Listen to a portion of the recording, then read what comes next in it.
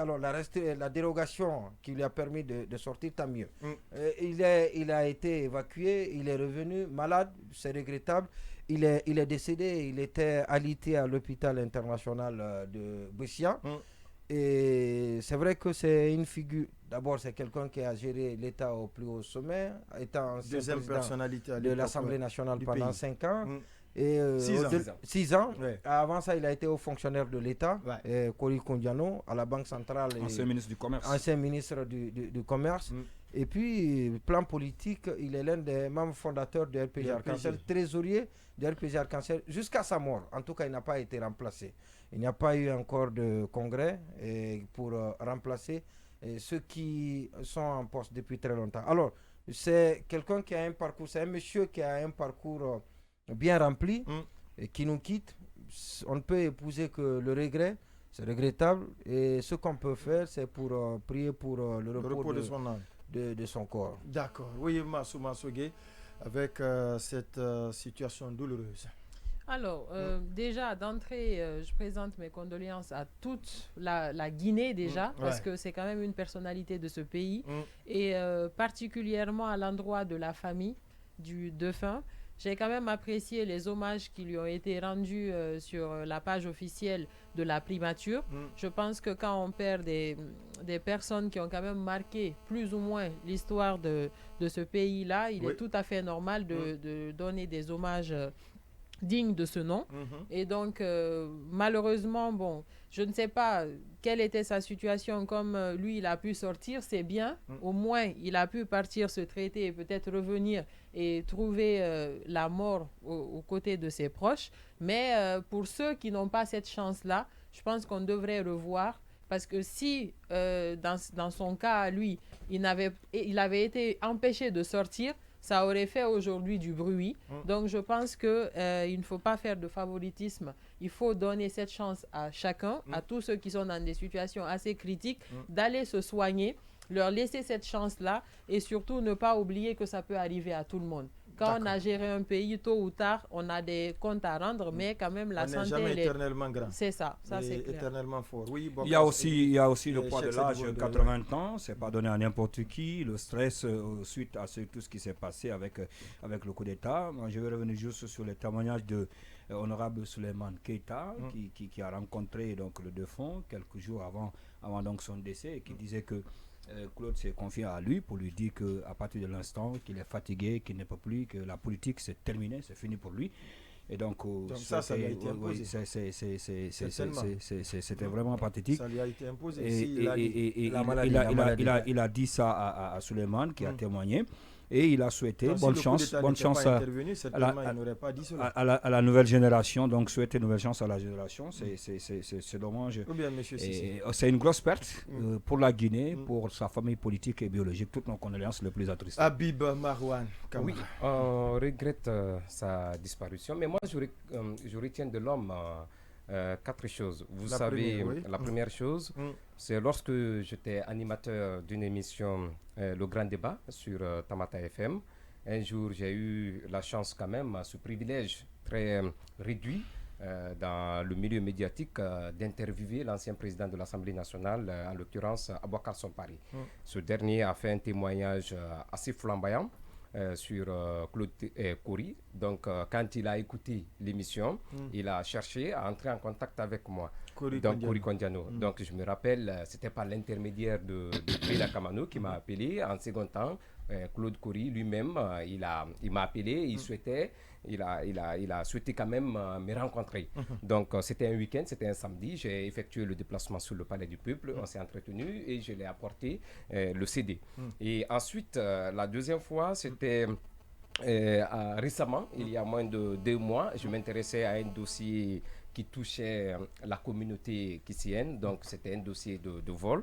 Il m'a appelé au téléphone pour me dire, il m'a donné des conseils et il m'a briefé de façon très générale sur la situation. Donc il m'a permis d'avoir ou de maîtriser la bonne lecture sur le cas. Donc ça, ce sont les 2 événements personnels que lui et moi avions quand même entretenus pendant quasiment ces 10 dernières années. Donc les deux autres aspects, parce que puisque je parle de 4 événements, c'était le jour de l'élection du président de la 8e législature. Je me rappelle de toutes ces tractations qui ont eu lieu du côté du Palais du Peuple, les appels quand il avait en face de lui, puisque le perchoir était proposé à la communauté du Sud. Donc, il avait quand même des challengers. Il avait notamment l'ancien président de la commission Écofinance, à la personne de Michel Kamano. Ouais, il avait aussi, dans ça, l'ancien député de Guéguédou. Et il avait d'autres personnes qui n'étaient pas quand même des moindres dans la balance. Donc, je me rappelle de ce jour où, après son élection, il était vraiment épuisé. Et la dernière des choses, c'était par rapport à la désignation du président de la toute dernière législature sur Alpha Condé.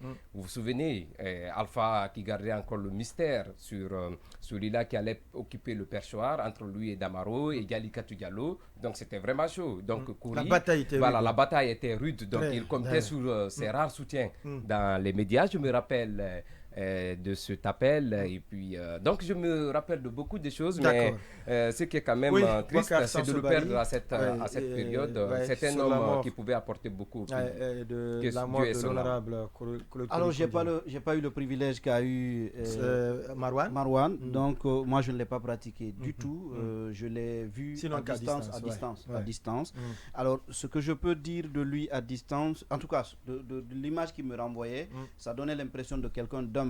J'ai pas eu l'impression que et même le contexte de l'élection du président de la 9e législature qu'il évoquait, autant certains s'étaient battus, autant j'ai eu l'impression que lui il avait plutôt choisi d'obéir à la consigne qui avait été donnée par le président de Alpha Condé à l'époque. Difficilement. Non, jusqu'à la dernière minute. Difficilement. Oui. En tout cas, Damaro a bataillé pour monter. Absolument. Difficilement. C'est ce que je dis. A bataillé. Non, la dernière chose, ce n'est pas qu'il a concédé facilement. Non, ça n'a pas été facile. La dernière chose que je voudrais dire, alors c'est quand Ma a souligné le fait qu'elle est appréciée, qu'on lui ait rendu hommage sur la page officielle de la primature. Le gouvernement a même sorti un communiqué. Voilà, et moi je comprends bien ça, mais j'aurais aimé, je ne sais pas, c'est-à-dire quand vous êtes en conflit, quand les gens sont isolés, imaginons qu'il était interdit de sortie, imaginons qu'il soit... C'était le cas. Donc je me demande... Ouais. Comment interpréter le fait que subitement, quand les gens meurent, on donne l'impression qu'on les adulait, qu'on les aimait et qu'on partageait tout avec eux. Je pense qu'on doit être relativement cohérent. Vous respectez les gens, vous les respectez de leur vivant. Quand ça intervient après leur décès, c'est plutôt une communication politique. D'accord. Okay. On va progresser. Je le disais aussi, la situation sociopolitique était au cœur d'une rencontre aujourd'hui entre les acteurs des forces sociales. Une déclaration a été faite. Nous allons partir avec la régie pour nous faire écouter un extrait de cette déclaration. Et puis après, on se retrouve ici dans ce studio pour en parler. Le dialogue peut être placé sous la conduite d'un pool mixte de médiation composé comme suit. Le médiateur de la CEDEAO, son excellent Dr Thomas Boniaï, 3 facilitateurs nationaux, choisis pour leur intégrité, leur impartialité et leur capacité morale et intellectuelle sur les questions de transition démocratique et politique, 3 cadres de l'administration, dont un de la primature, un du ministère de l'administration du territoire et de la décentralisation, un du ministère des Affaires étrangères, 3 experts consultants du G5 pour assurer l'appui stratégique, financier et technique. Le dialogue doit s'effectuer en 2 étapes, à savoir. La première partie du dialogue doit se faire entre les représentants dûment désignés par le CNRD et les acteurs qui réservent les 36 mois pour confronter les arguments dans le respect de l'article 77 de la Charte de la transition. Étape 2. Un dialogue permanent, inclusif, regroupant cette fois-ci l'ensemble des forces vives de la nation, le CNRD et les autres organes de la transition, peut être institué de façon périodique tout au long du processus. Le cadre peut être composé de 25 représentants comme suit. La société civile 6, médias 2, syndicats 2, Coalition politique 10, CNRD, organe de la transition 5. L'actualité sociopolitique décryptée à chaud avec nos spécialistes maison. Alors, Cheikh Sadibou Ndoye, voici une réflexion faite par le Forum des forces sociales qui parle des différentes composantes qui doivent faire partie du cadre du dialogue créé récemment par un décret du colonel Mamadi Doumbouya. Il parle de 3 facilitateurs.